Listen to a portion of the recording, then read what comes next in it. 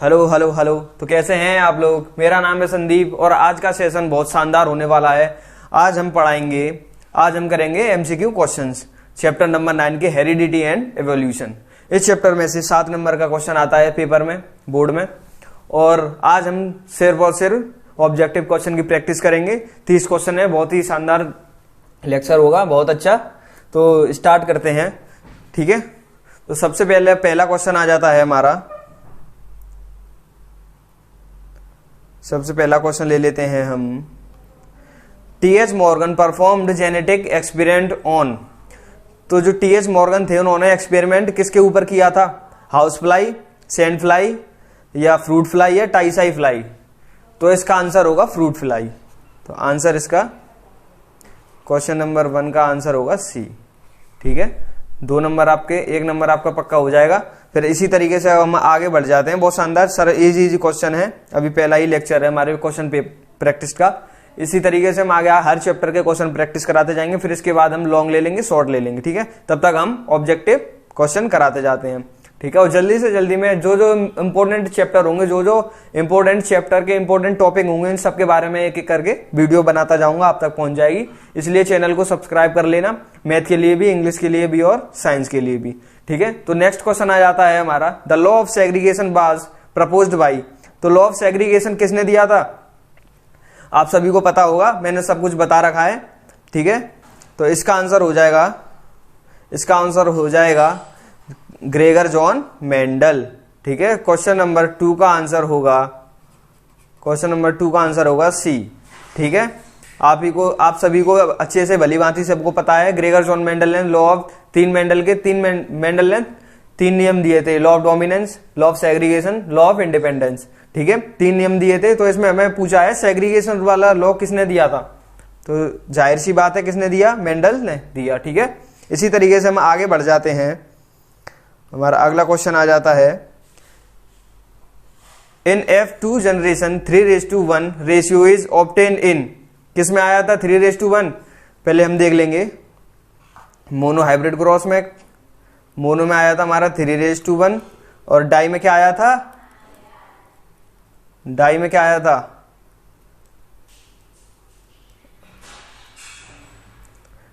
आया था हमारा, चलिए आप डाई का कमेंट में करके बताइएगा, मैं मोनो हाइब्रिड क्रॉस का बताता हूं, ठीक है। वैसे डाई का आया था हमारा 9:3:1, ठीक है। ये किसका आया था हमारा? डाई हाइब्रिड क्रॉस का, डाई हाइब्रिड, ठीक है। डाई हाइब्रिड क्रॉस का क्या आया था रेशियो हमारा? 9:3:1। और यहां पर क्या पूछा है? जीनोटाइप जनरेशन F2 जनरेशन का 3:1 रेशियो ऑब्टेन इन। तो 3:1 किस में आ रहा है? मोनो हाइब्रिड क्रॉस में। तो आंसर इसका क्या आ जाएगा? Mono hybrid cross. Question number 3 का आंसर होगा ए, मोनो हाइब्रिड क्रॉस, ठीक है। इसी तरीके से हम आगे बढ़ जाते हैं। अगला क्वेश्चन है, on which plant Mendel conduct inheritance related experiments. तो मेंडल ने किसके प्लांट पर एक्सपेरिमेंट किया था? आंसर आप बताएंगे, पपाया या ग्रेप्स या पोटैटो या पी। तो मेंडल ने जो एक्सपेरिमेंट किया था वो किया था मटर के प्लांट पर, पी के प्लांट पर। कौन सा था? वनस्पति नाम क्या था इसका? पायसम सटाइवम। तो इसका साइंटिफिक नेम लिख लेंगे, पायसम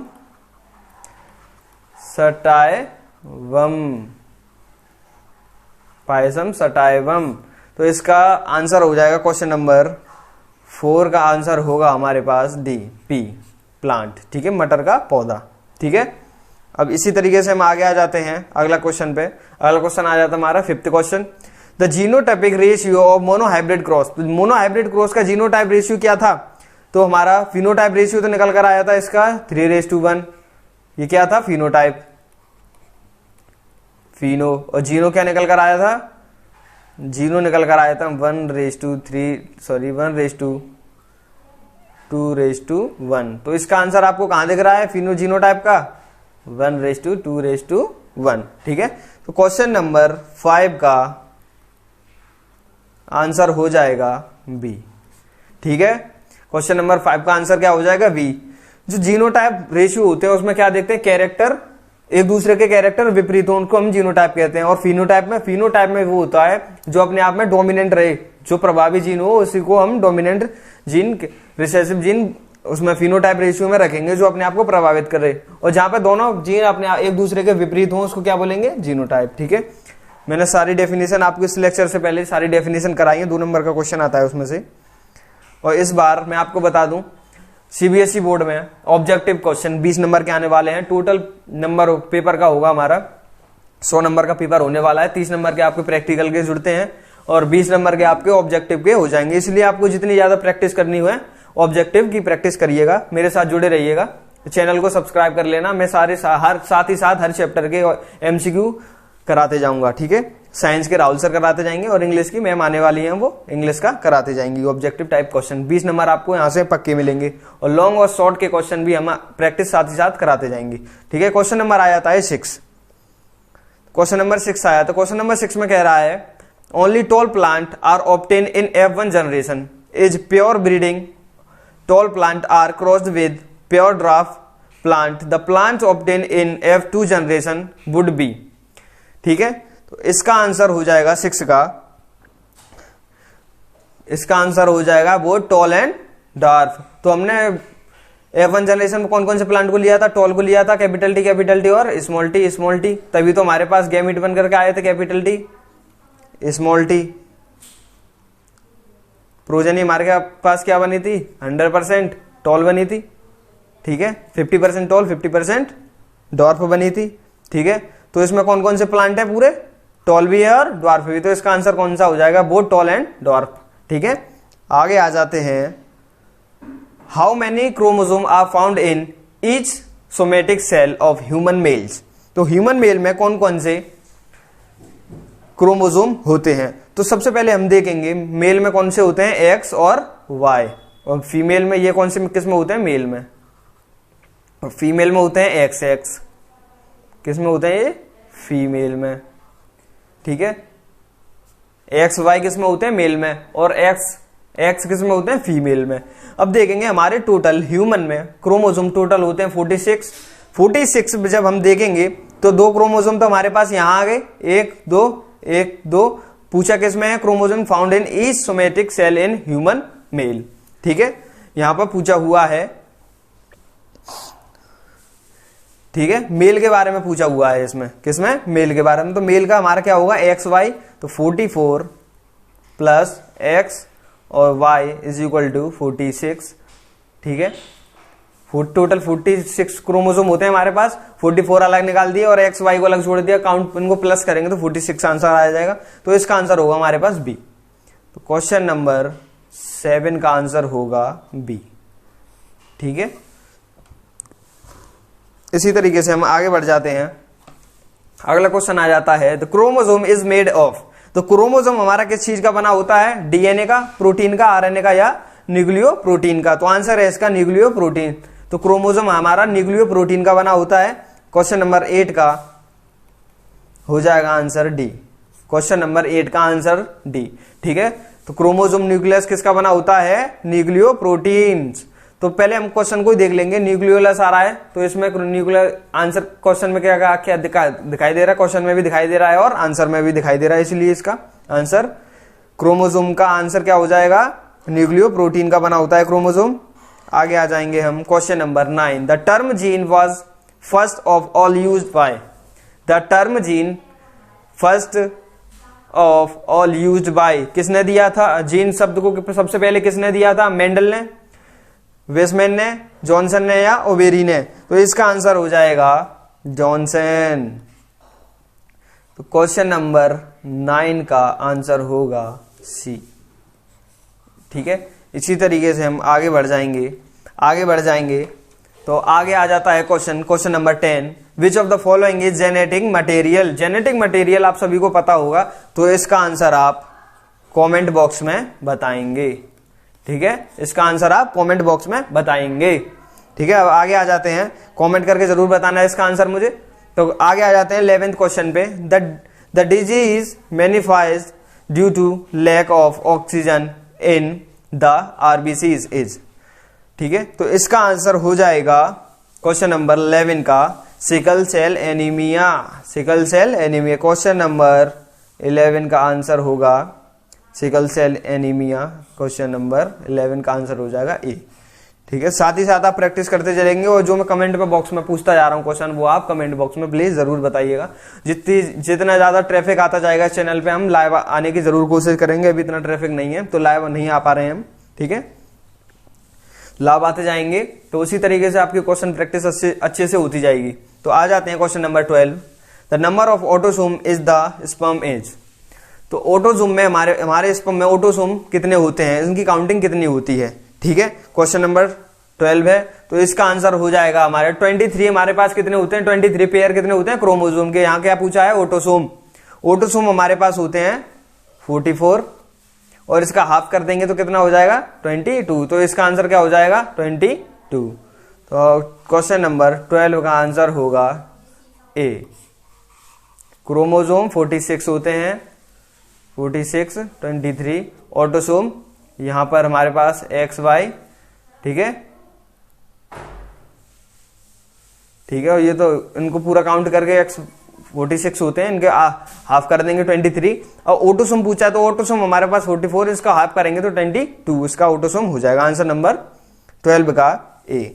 अब आगे आ जाते हैं, विच of the following is a purine based. तो प्यूरिन बेस हमारा किस चीज का बना होता है, किस चीज पर निर्भर रहता है। तो इसका आंसर हो जाएगा हमारे पास गुआनिन। क्वेश्चन नंबर 13 का आंसर होगा ए। ठीक है, साथ ही साथ में एक्सप्लेन करता जा रहा हूं, अगर आपने लेक्चर ना देखे हूं तो क्वेश्चन से भी आपकी प्रैक्टिस अच्छे से हो जाएगी।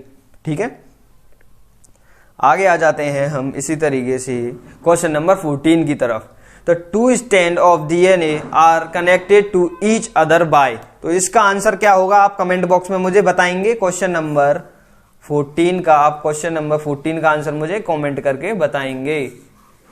ठीक है, अगर आप नहीं बताते तो मैं अगली वाली क्लास में बता दूंगा, टेंशन लेने की कोई जरूरत नहीं है। ठीक है, आगे आ जाते हैं हम क्वेश्चन नंबर 15 की तरफ। The number of chromosome in each cell of human being are. तो क्वेश्चन नंबर 15 का आंसर होगा, ये भी बहुत इजी क्वेश्चन है। क्रोमोसोम पूछ रहा है ह्यूमन बॉडी में कितने होते हैं 46, आप सभी को पता होगा। ठीक है, क्वेश्चन नंबर 15 का आंसर हो जाएगा सी। 46 क्रोमोसोम होते हैं ह्यूमन बॉडी में। ह्यूमन बॉडी में 46 क्रोमोसोम होते हैं। इसी तरीके से हम आगे बढ़ जाते हैं।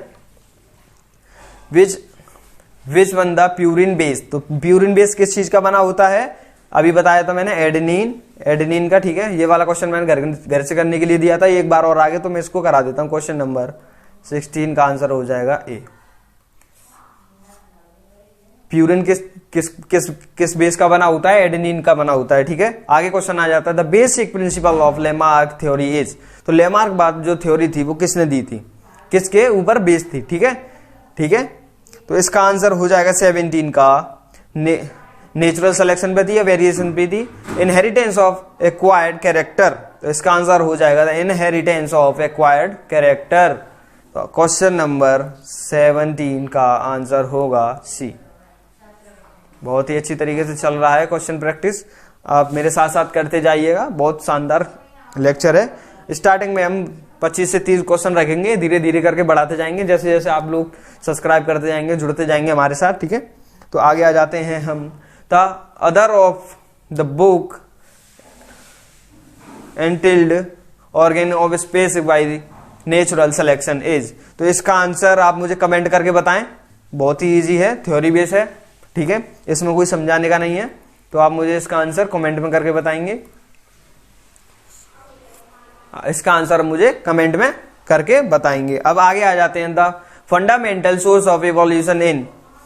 तो fundamental source of evolution is. तो फंडामेंटल का सोर्स ऑफ इवोल्यूशन, इसका आंसर हो जाएगा हमारे पास म्यूटेशन है या रिप्रोडक्टिव सिलेक्शन है या नेचुरल सिलेक्शन है या आर्टिफिशियल सिलेक्शन है। Fundamental source of evolution, evolution बढ़ते क्रम में, पहले बंदर, फिर चिंपैंजी, फिर ह्यूमन, जैसे करते करते करते लगातार कतार बढ़ती चली गई। तो किस तरीके से हुआ था, रिप्रोडक्शन सिलेक्शन की वजह से, रिप्रोडक्टिव सिलेक्शन की वजह से। जैसे जैसे रिप्रोडक्शन की क्रिया बढ़ती गई थी, सिलेक्शन उसका होता गया। तो इसका आंसर क्या आ जाएगा, क्वेश्चन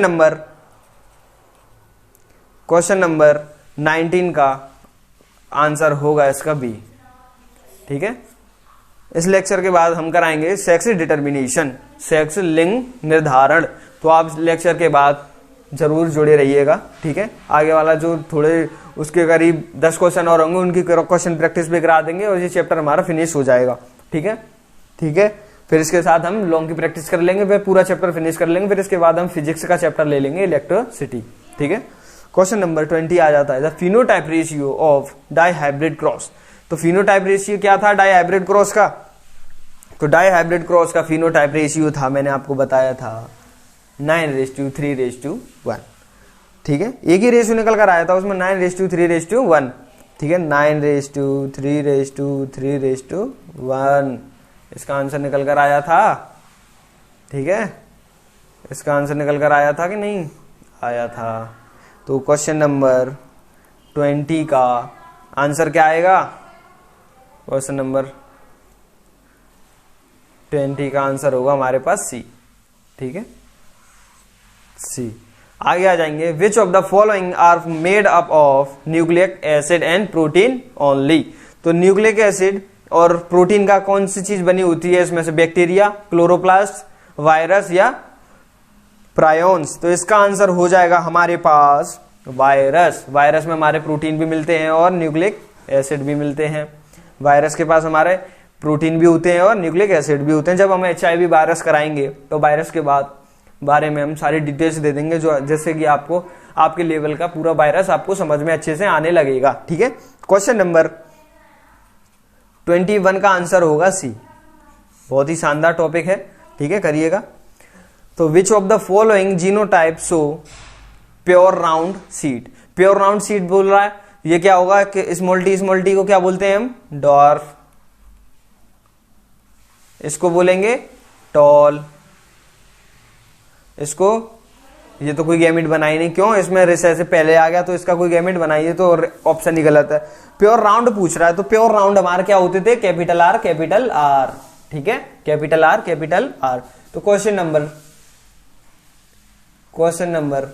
20 का आंसर होगा हमारे पास डी। क्वेश्चन नंबर 20 का आंसर होगा हमारे पास डी। ठीक है, इसी तरीके से आ जाते हैं, the evolutionary terms most close to the human age. तो इसका क्या था? Monkey, rabbit, bat and chimpanzee. तो इसका आंसर होगा चिंपैंजी। क्वेश्चन नंबर 23 का डी। ये हमारा एवोल्यूशन वाले पार्ट का है क्वेश्चन। ठीक है, अगला क्वेश्चन आया था, an example of homologous organ. Homologous organ कौन से हैं? जो एक दूसरे के समान हो। होमोलोगस बताया था मैंने, एक दूसरे के समान हो। तो यहां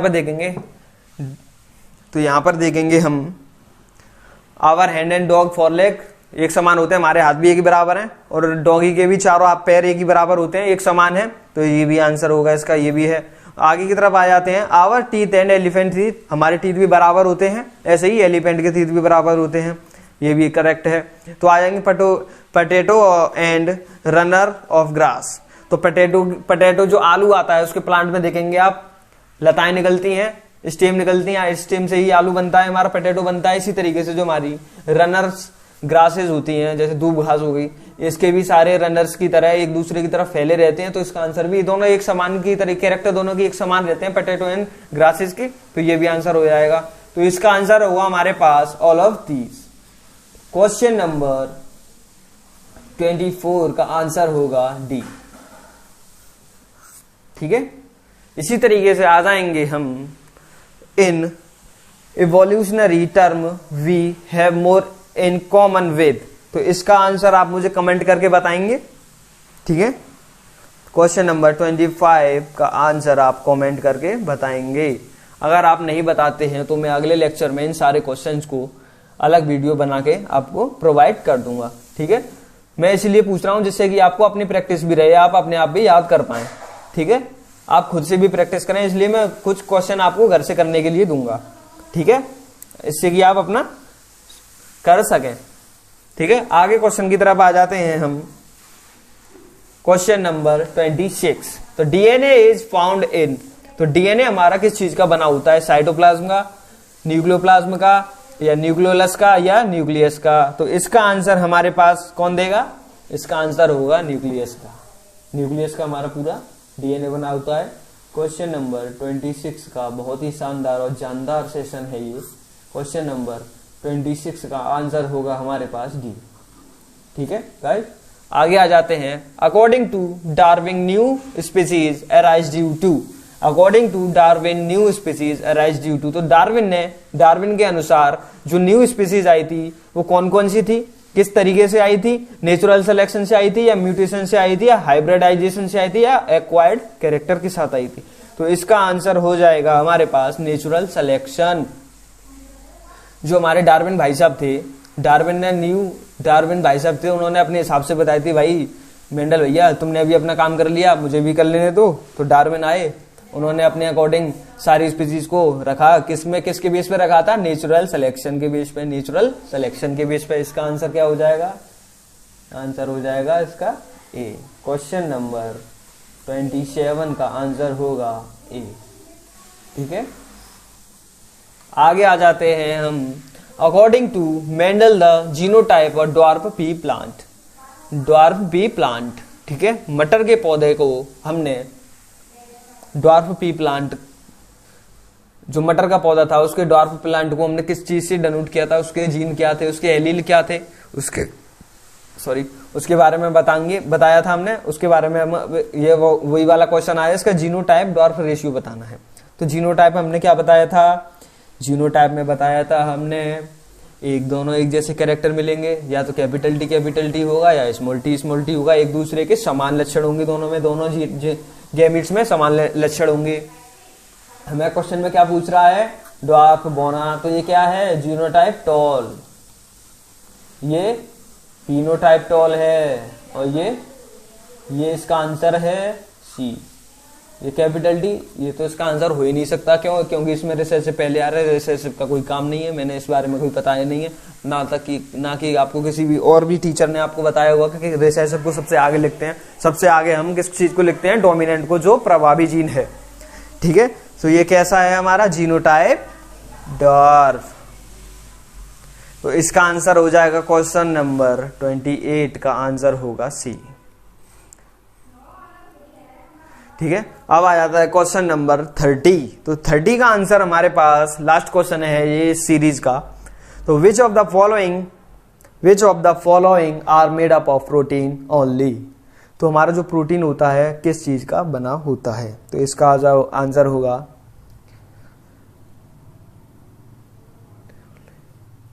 इनमें से कौन सी चीज है जो खाली प्रोटीन की बनी हुई है, क्लोरोप्लास्ट, लाइजोसोम या प्रायोन्स या जीन। तो इसका आंसर आप मुझे कमेंट करके बताएंगे। लास्ट क्वेश्चन है इस लेक्चर का, तो आप इसका आंसर मुझे कमेंट करके बताएंगे। क्वेश्चन नंबर 30 का आंसर आप मुझे कमेंट करके बताएंगे। मैं आपको टोटल बता देता हूं, मैंने आपको होमवर्क में कितने क्वेश्चंस दिए हैं। एक हो गया, 2, एक ये वाला करके लाना है, 3, 4, 5 क्वेश्चन है जो कि आपको घर से करके लाने हैं। आप मुझे कमेंट करके जरूर बताएंगे इनके आंसर साथ ही साथ, अगर आपको पता है तो। नहीं पता है तो आप मुझे कमेंट करें या आप कि हमें ये आंसर नहीं आता, तो मैं इस बारे में अगली वाले जो लेक्चर आएगा उसमें जब हम क्वेश्चन प्रैक्टिस करेंगे तो मैं ये वाले क्वेश्चन उसमें पुट कर दूंगा, डाल दूंगा, जिससे कि आपको ये सारे क्वेश्चन की प्रैक्टिस अच्छे से हो जाए। ठीक है, तो आज की क्लास यहीं समाप्त करते हैं। 30 क्वेश्चन थे हमारे, बहुत ही शानदार क्वेश्चन थे। तो इनमें से हमारे, आपको मैं बता दूं, जो हमारे सीबीएसई बोर्ड है उसमें 20 क्वेश्चन, हमारे 20 क्वेश्चन है जो ऑब्जेक्टिव टाइप आएंगे। 20 नंबर आपको सीधे से आप इजीली ला सकते हैं, बहुत ही अच्छे तरीके से आप 20 नंबर अपने बोर्ड के पेपर में ला सकते हैं। इनके अतिरिक्त आपको 30 नंबर, आपको 30 नंबर आपके कॉलेज से मिलेंगे प्रैक्टिकल के, 50 नंबर आपके ये कवर हो गए, रह जाता 50 नंबर जब हम लॉन्ग के क्वेश्चन की प्रैक्टिस कराएंगे और शॉर्ट क्वेश्चन की प्रैक्टिस कराएंगे, आपको उससे कवर हो जाएंगे। तो 95% आपके एकदम अच्छे से आ जाएंगे। ठीक है, तो आज की क्लास हम यही समाप्त करते हैं। थैंक यू बच्चों।